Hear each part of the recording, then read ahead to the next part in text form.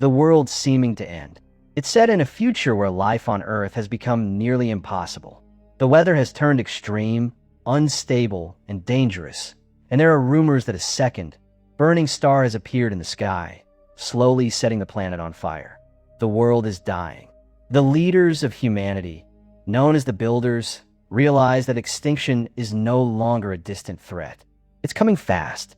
So they create a final plan, something bold and desperate. The world's greatest architects, scientists, and engineers secretly come together and decide to build a massive underground city where people can survive for the next 200 years. They believe that after 2 centuries, the surface of the Earth will become safe again. They name this hidden refuge the City of Ember. But survival alone isn't enough. They also need a way out. So the Builders create a small metal box, something that seems simple, but is actually the key to everything. Inside, they place detailed instructions and a map that shows how to escape the city when the time comes. The box is designed with a timer that will automatically open after exactly 200 years. The first mayor of Ember is given the box and strict instructions to protect it and pass it down to every future mayor. The system is simple and almost foolproof.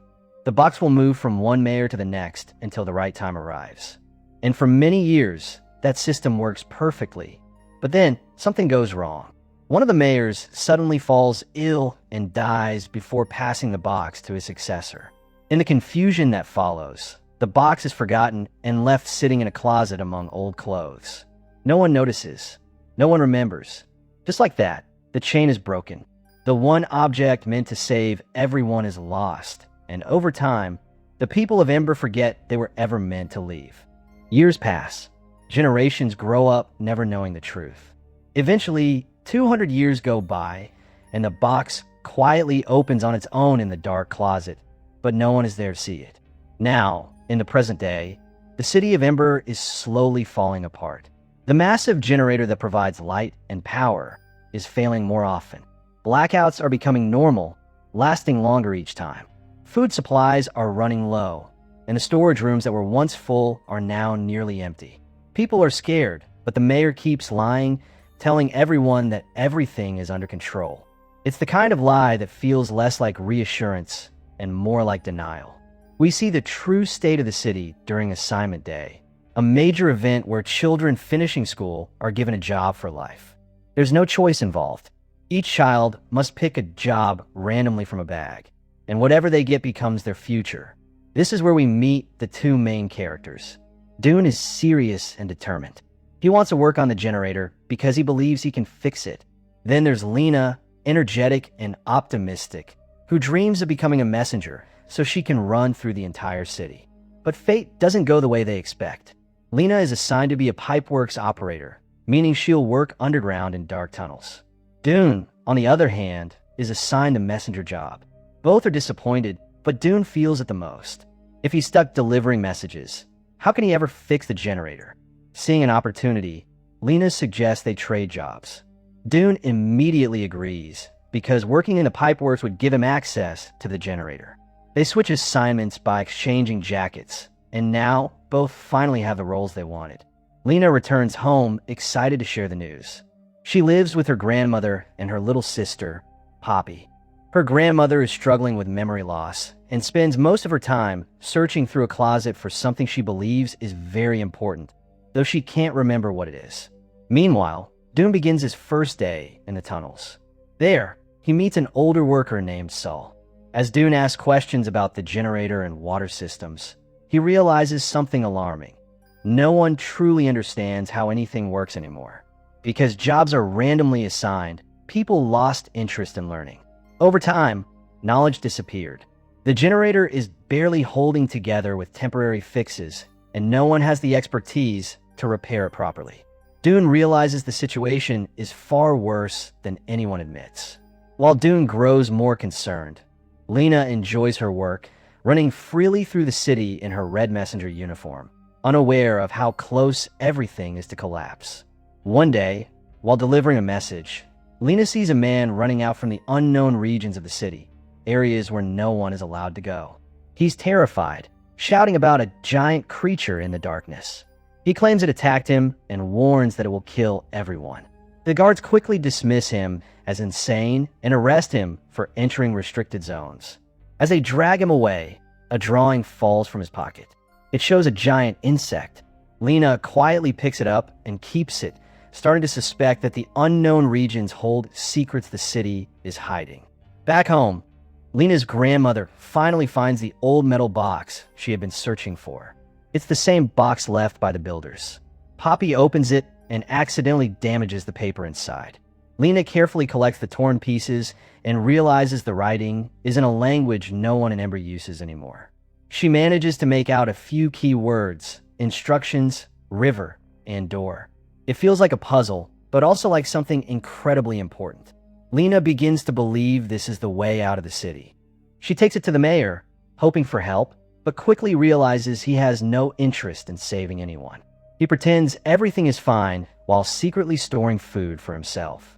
While in his office, Lena notices an old photograph of previous mayors, and one of them is holding the same box. That mayor turns out to be her ancestor, confirming just how important this object really is. Knowing she can't trust the mayor, Lena goes to Dune. Together, they study the instructions and realize they point toward the pipeworks. The mention of a door and a river suggests there is a hidden exit. It becomes clear that the builders never intended for the people of Ember to stay underground forever. While working, Dune discovers a locked room and encounters a massive creature, a giant mole. The encounter is terrifying and raises a disturbing thought. If creatures like this exist now, what else is lurking in the dark? Later, Lena and Dune see a guard sneaking into the same room and assume he's stealing food. When they investigate, they're shocked to find a room filled with supplies everyone thought were gone. Even worse, the mayor is inside, secretly hoarding food for himself. It's no longer a theory. The mayor is corrupt and has no intention of saving the city. Now completely on their own, Lena and Dune focus on the instructions. They remember a marked rock in the tunnels with an E symbol, which likely points toward the exit near the underground river. Around this time, Lena learns something heartbreaking. Years ago, her father also tried to escape Ember, but failed. The tunnel he used flooded, and he drowned. It explains why Dune's father is so fearful. He doesn't want his son to face the same fate. But instead of giving up, Lena and Dune become more determined. They decide to finish what Lena's father started. During a city festival, they plan to reveal the truth about the mayor. But he's already prepared. He accuses them of spreading lies and orders their arrest. Lena is captured and taken to his office, where he threatens her. Then suddenly, the power goes out. The entire city is plunged into darkness. Using the chaos, Lena escapes, grabs Poppy, and reunites with Dune. They know there's no time left. The generator is failing completely, and the city is on the brink of collapse. They rush to the pipeworks and follow the instructions. They discover a hidden system of levers and valves controlling the underground river. After struggling to operate them, they uncover what looks like shelves, but when they fall, they realize they are actually boats. None of them have ever seen boats before, which makes the moment feel even more surreal. Just as they prepare to leave, the mayor arrives, desperate to save himself. But before he can do anything, the giant mole appears and kills him. It's almost ironic. His greed traps him in the very place he thought would protect him. Lena, Dune, and Poppy climb in one of the boats. Sol helps them by holding a broken lever in place, risking his life so they can escape. The rushing water carries them through a dark, violent tunnel. It feels like they're being thrown through a nightmare, spinning, falling, and crashing through the unknown. Eventually, they are thrown into a massive cave where they find a message left by the builders, confirming they have reached the exit. Overwhelmed with relief, they begin climbing a long staircase leading upward. After hours of climbing, they finally see light. They emerge onto the surface for the first time. It's still dark, something they've never experienced before. For a moment, they feel unsure, even disappointed, but then they see the moon and stars, something they've only heard about. They fall asleep, and when they wake up, they witness something incredible: the sunrise.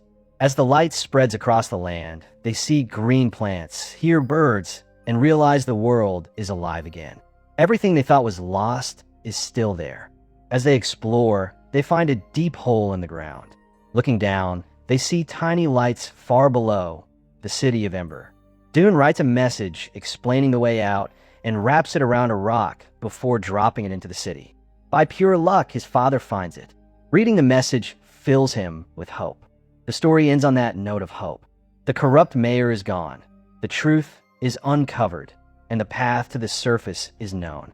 Lena, Dune, and Poppy stand under the open sky, breathing fresh air, ready to begin a new life, knowing that soon the rest of Ember will follow. After generations of darkness, the long night is finally over.